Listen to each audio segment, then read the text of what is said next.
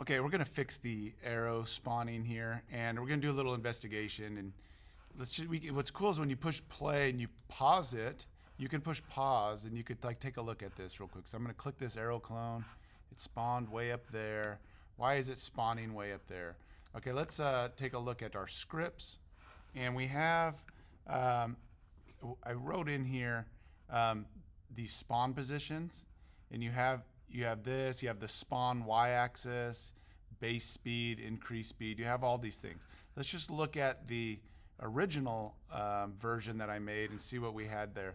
So we had, here's our spawn positions over here.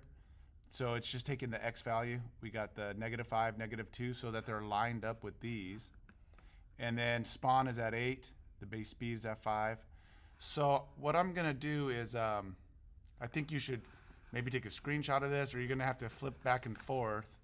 And so I know this, I'm gonna go -5, -2, 2 and 5, and I'm just gonna memorize that real quick. So let's go back to the other one, and spawn position, -5, -2, it was 2, and then 5, and then let's hit save and hit play here, and then let's see where they spawn now. You could see them, they're spawning, but why aren't they showing on screen? So let's take a look at our prefabs in the folder. What might be messed up here? We have order and layer 0. Let's just see where they were in the original. And I'm showing you all this stuff so you can kind of get used to Unity and the different things about it. See how I have order and layer 22? That, the higher the number, the more forward towards the screen it is in front of all the other stuff. Okay, so you can kind of, if everything's on the same layer, well, how does the computer know which thing to push and put in front of the other objects? So I'm gonna hold shift and select all of these at once and change this to 22 here. Let's see if we push play, if we could see them now. Okay, and now you can see them on screen. And these aren't exactly lined up, are they? So let's see, maybe my blue arrow is, it's at 5. Let me hit this. Okay, and that's that. Let me see my blue arrow down. Okay, we're gonna have to do some more adjustments. But anyway, I want you to play around with these numbers, try to line things up.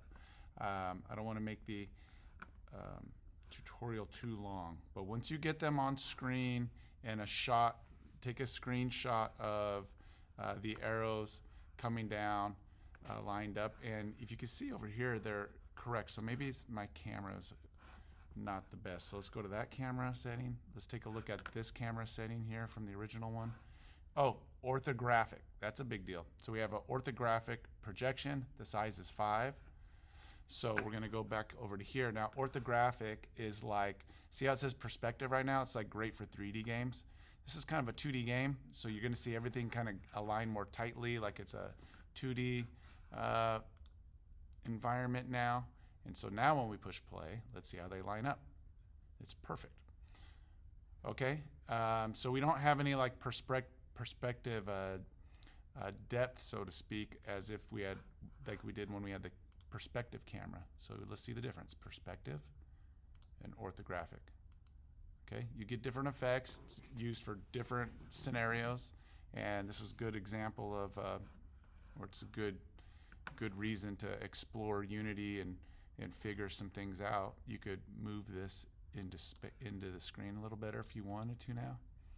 Okay, so play around, take a screenshot of the arrows falling in line with the arrows on the bottom, and then as always, have fun. So have fun.